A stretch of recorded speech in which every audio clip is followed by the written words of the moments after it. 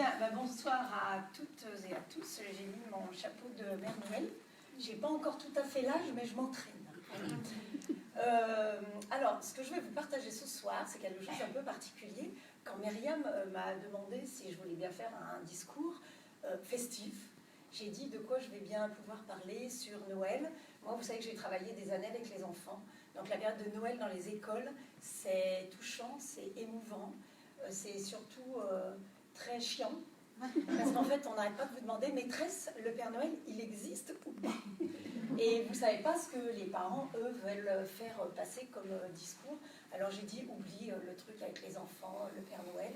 Et puis, grâce à Céline, je me suis inscrite il y a 3 semaines à un concours d'éloquence. Je fais beaucoup de concours de prise de parole en public. Ce concours d'éloquence avait lieu dans le cadre du festival Les Lumineuses à Lyon, qui permettait de promouvoir les performances des femmes. Voilà, ce n'était pas du tout féministe, mais juste pour dire que dans Lyon et sa région, il se passait des choses, et j'y suis allée.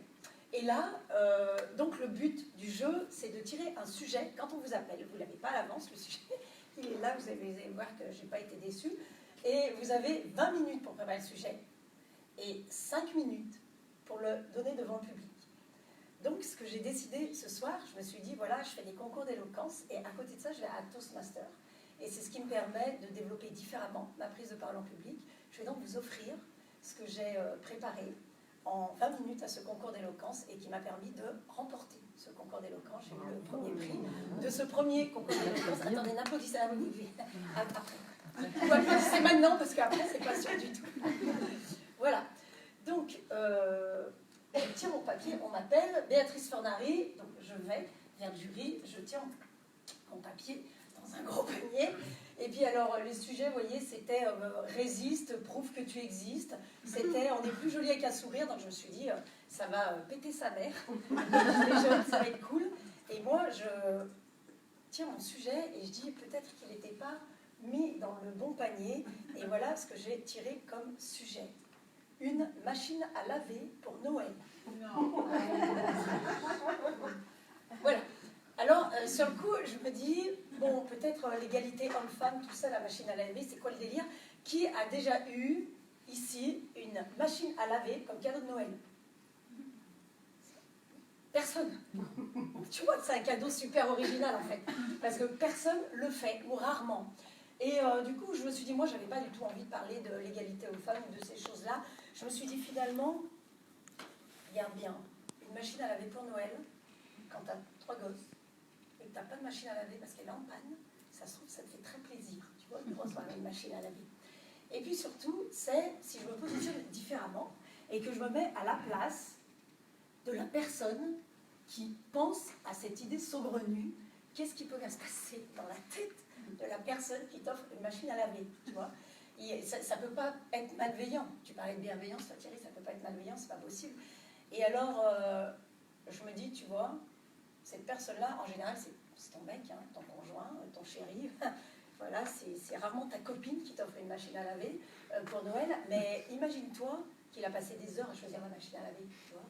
Il a passé des heures à se dire quelle couleur, noire, grise, quel bouton, quelle fonctionnalité, quelle modalité. Et quand il te l'offre, la machine à laver, il est super content en fait, il est au taquet, tu vois. C'est le bon cadeau qu'il pouvait te faire sur ce moment-là, tu vois.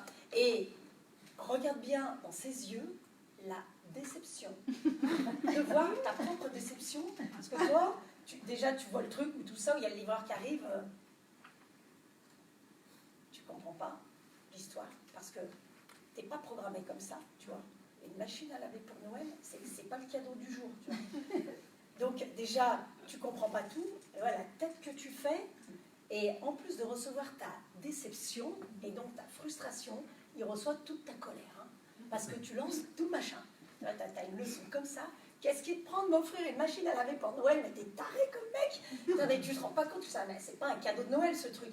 Et la personne qui est en face de toi, si vraiment elle t'aime, si vraiment elle t'apprécie, elle veut te faire super plaisir. Alors juste, si je me disais, si on changeait notre perception, et que juste on prenait les cadeaux qu'on nous offre, tels qu'ils sont, pour ce qu'ils sont, juste ça. Parce que quelques jours après, tu tu l'entends parler avec ses copains, parce qu'il y a le jour de l'an après Noël, et tu l'entends parler avec ses copains du super cadeau que toi tu lui as offert. Parce que tu as retenté tous les magasins, tu sais quoi, pour faire un cadeau à ton chéri. Tu t'es dit, attends, la dernière fois, quand on allait prendre un café, il était passé devant la boutique où il y avait les gants en cuir, ah, il les avait adorés. Et l'écharpe aussi, ah, il l'avait adoré. Bref, ça dure un mois l'histoire, et puis tu lui achètes les petits gants en cuir dans la jolie boîte et tout ça.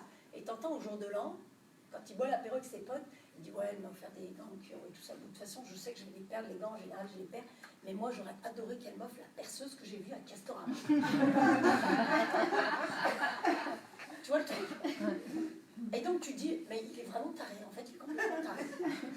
C'est juste qu'on n'a pas la même manière de penser.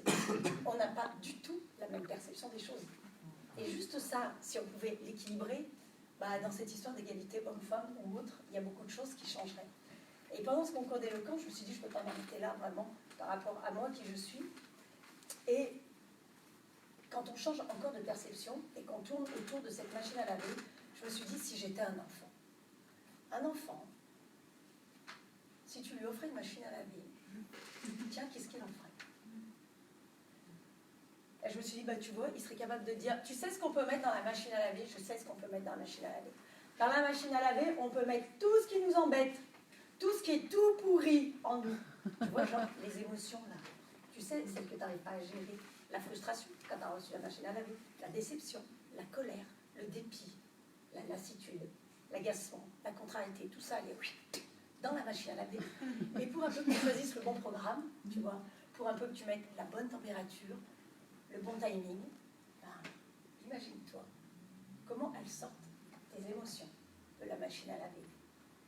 Propres, colorées, elles sentent bon. Tu peux les partager. Et là, juste ça, quand tu te connectes à ça, tu te dis finalement, il y a plein de machines à laver différentes. Et la manière dont on reçoit le cadeau que l'on nous fait dépend juste de nous. Parce que moi, en tout cas moi, Béa, je ne peux pas imaginer un seul instant que la personne qui te fait un cadeau, elle est mal intentionnée. Bon, je passe les détails, ce sera notre discours. En tout cas, les cadeaux qu'on reçoit pour Noël, c'est des cadeaux que les personnes ont mis du temps à chercher, peut-être de l'énergie, mais en tout cas, beaucoup d'amour. Alors cette histoire de perception et cette histoire d'intention, et ben voilà, c'est ce qui m'a permis de gagner ce concours d'éloquence autour de la machine à laver. Et j'ai fini en disant cela parce que les enfants, ils cherchent toujours la magie, vous voyez, ils cherchent toujours le trésor. Et j'ai dit cette phrase-là, j'ai dit, en tout cas, soyez convaincus qu'en chacun de nous se cache un Père Noël. Et que finalement, la valeur du cadeau importe peu, mais ce qui compte vraiment, c'est que le plus grand des plaisirs, c'est de faire plaisir à ceux que l'on aime. Et ça, franchement, ça vaut tout l'or du monde. Voilà, je vous remercie beaucoup et je vous souhaite un très joyeux Noël.